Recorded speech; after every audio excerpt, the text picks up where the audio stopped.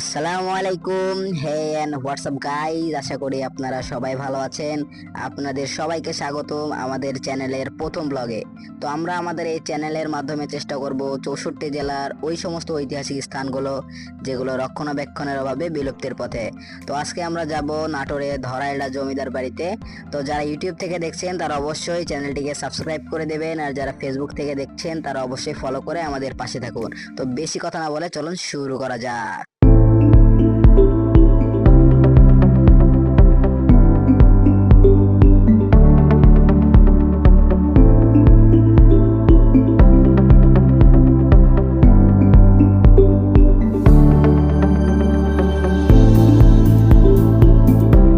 এটা হচ্ছে জমিদার বাড়ির প্রধান সানপার। মূলত এখানে জমিদাররা স্নান করত। জমিদার এই জমিদার বংশ বা জমিদার বাড়ির গোড়া উৎপাদন হয় তার ঠিক সঠিক তথ্য জানা যায়নি। তবে ইতিহাস থেকে উক্ত জমিদার বাড়ির একজন জমিদারের নাম জানা যায়। তিনি হলেন জমিদার শশাঙ্ক চৌধুরী। তার নাম মূলত উক্ত বাড়িতে রাজা বল্লভ জিউর মন্দির তৈরি করার কারণে ইতিহাসের খাতায় লিপিবদ্ধ হয়েছে।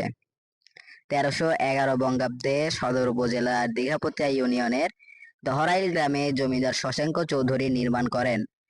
ধরাইল জমিদার বাড়ি রূপকথার এই জমিদার বাড়ি নাটোর শহর থেকে প্রায় 10 কিলোমিটার দূরে। এছাড়া 1337 বঙ্গাব্দে জমিদার বিনোদ বিহারী চৌধুরী দীঘাপতিয়া রাজবাড়ির আদলে 12 বছর সময় ব্যয় করে প্রাসাদ নির্মাণ করেন। তিনি একজন অভিজ্ঞ প্রকৌশলী ছিলেন। তার প্রাসাদের নকশা নিজেই প্রণয়ন করেছিলেন। নাটোর, বগুড়া, নওগাঁ, পাবনা, পাঁচবিবি সহ দেশের বিভিন্ন এলাকায় ধরাইল জমিদার বাড়ির তালুক ছিল। নওগাঁয় নীলা সুন্দরী 300 বিঘা জমিদারের খাজনা আদায়ের দায়িত্বে ছিলেন। সেখানে গড়ে উঠেছিল ধরাইল জমিদারের কাচারি বাড়ি। বহরমপুর এক জমিদারের সঙ্গে নীলা সুন্দরী বিয়ে হওয়ার কারণে ধরাইল জমিদার ছেড়ে আসেন। 47 সালে দেশভাগের পর জমিদাররা আর ধরাইল গ্রামে আসেননি। বড় তরফের জমিদার ছিলেন শশাঙ্ক চৌধুরী, পুত্র বিজয় গোবিন্দ চৌধুরী এবং স্ত্রী শ্রীমতী পারুল রানী। মধ্যম তরফের জমিদার ছিলেন যোগেন্দ্রনাথ চৌধুরী, দ্বিজেন্দ্রনাথ চৌধুরী ও যতীন্দ্রনাথ চৌধুরী। ছোট তরফের জমিদার ছিলেন গোবিন্দ দাস চৌধুরী এবং তার স্ত্রী শ্রীমতী বাসন্তী রানী।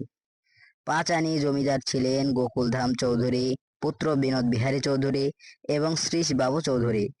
অন্যান্য জমিদারের মধ্যে ছিলেন হরেন্দ্রনাথ চৌধুরী। জমি জমা এবং সম্পত্তির প্রভাব প্রতিপত্তি অনুযায়ী জমিদারের এইভাবে ভাগ করে দেওয়া হতো। কথিত আছে ধরাইল জমিদাররা খুবই সম্পদশালী ছিলেন। নাটোরের রাজা অনেক সময় নবাবের কর পরিশোধের অর্থ সংকট হলে কর্জ নিতেন ধরাইল জমিদারের কাছে। খাজনা আদায়, ব্যবসা বাণিজ্য এবং জমিদারের পরিচালনায় খুবই সুদক্ষ ছিলেন এই ধরাইল জমিদার। ব্যবসা বাণিজ্য পরিচালনা করতেন কলকাতায় ব্যবসায়ীদের সঙ্গে। যে সকল কাঁচামাল আমদানি করা হতো বেতন ধরা হতো। এই পর্যায়ে আমরা দেখব ধরাইল জমিদার বাড়ির একটি অতি আলোচনীয় বিষয় হলো গুপ্ত রাস্তা। এই গুপ্ত রাস্তা সম্পর্কে কোনো সরাসরি ধারণা পাওয়া যায় না, তবে অনেকের অনেক রকমের বক্তব্য আছে। তো এই গুপ্ত রাস্তাটি এই পর্যন্ত শেষ, এর বাইরে কোনোভাবেই দেখানো সম্ভব না। তো এই পর্যায়ে আমরা আবার আলোচনায় ফিরে যাই। এখানে আলী সর্দার নামে একজন ধনী গৃহস্থ বাস করতেন। কলিকাতা থেকে ব্যবসার জন্য বিভিন্ন বণিক আলী সর্দারের সাথে ব্যবসা করার অনুমতি প্রার্থনা করেন। ব্যবসার স্বার্থে বসতি স্থাপন করেন এবং ধীরে ধীরে তাদের প্রভাব বিস্তার করেন। এবার কথা বলা যাক বর্তমান অবস্থার দিক বিবেচনা করে। ধরাইল আইএম উচ্চ বিদ্যালয় ছিল জমিদার বিনোদ বিহারী চৌধুরীর বসতবাড়ি।